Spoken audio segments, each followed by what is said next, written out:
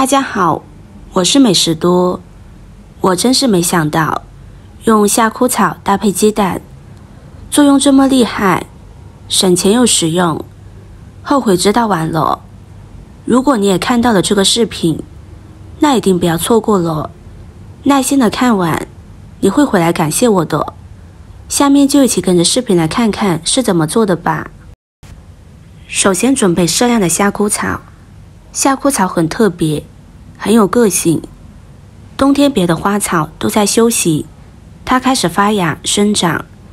到了夏天，阳光那么灿烂，雨水那么充盈，别的花花草草都在忙着争奇斗艳，它却静悄悄地枯萎了，所以叫它夏枯草。夏枯草能耐寒，适应性强，多生长在山沟、水湿地或河岸两旁、湿草丛、荒地、田野、路旁。除了药用之外，夏枯草还具有一定的食用价值。很多人喜欢用它泡茶饮用，口感清爽，略带苦味，但回味甘甜，是一道不错的饮品。此外，夏枯草还可以与其他食材搭配烹饪，制作成各种美味佳肴，如夏枯草炖鸡、夏枯草粥等，既美味又健康。在农村，一些懂它作用的老人常把它回家煮水喝。夏枯草不仅可以食用，它的寓意也很好，夏枯而果存，这个现象象征着坚韧不拔、逆境生长的精神品质。在古代诗词中，夏枯草也常被诗人借以抒发情感、寄托理想。夏枯草在农村普遍存在，它的作用可真不少。如果你的家乡也有这种植物，遇到了可不要错过了。准备好的夏枯草，将它清洗干净，洗去表面的灰尘杂质。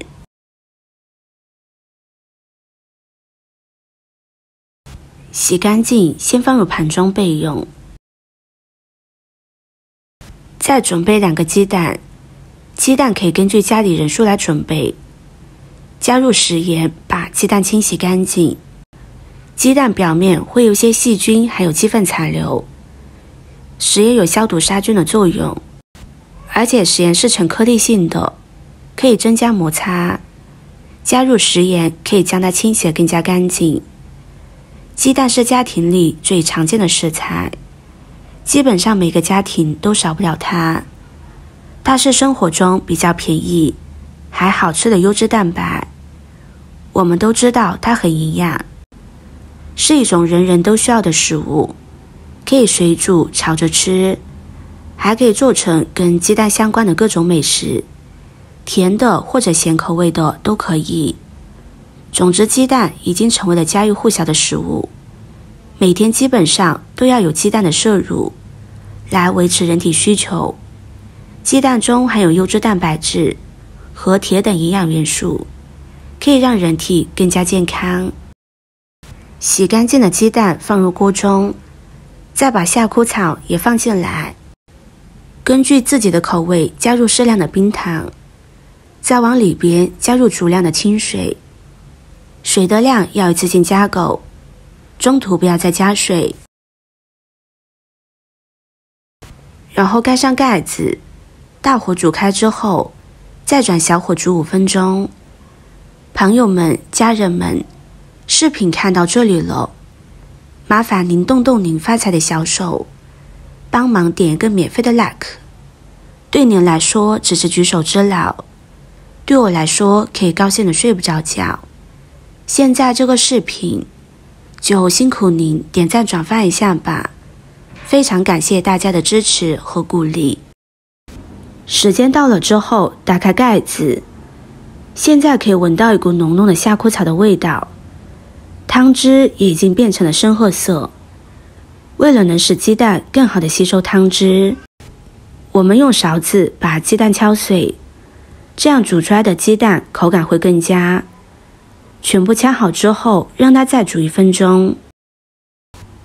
时间到之后，现在鸡蛋已经煮好了，可以将它捞出来放在一旁晾凉。这样做出来的鸡蛋你吃过吗？如果你知道它的作用，可以打在下方评论区。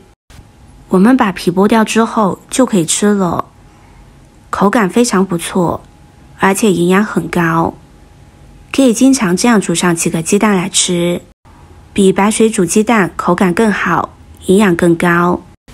也可以把鸡蛋放入小碗中，加入汤汁浸泡着，一边喝汤一边吃鸡蛋，这样鸡蛋会更加入味。如果不喜欢喝汤的朋友，就直接吃鸡蛋。虽然夏枯草煮鸡蛋做法很简单，但是它的作用一点都不简单。喜欢的朋友就收藏起来试试吧。今天的分享就到这里了，视频看到这里了，麻烦各位哥哥姐姐动动小手给我点个赞吧。点击我的头像，可以看到更多的美食视频。我们下个视频见啦！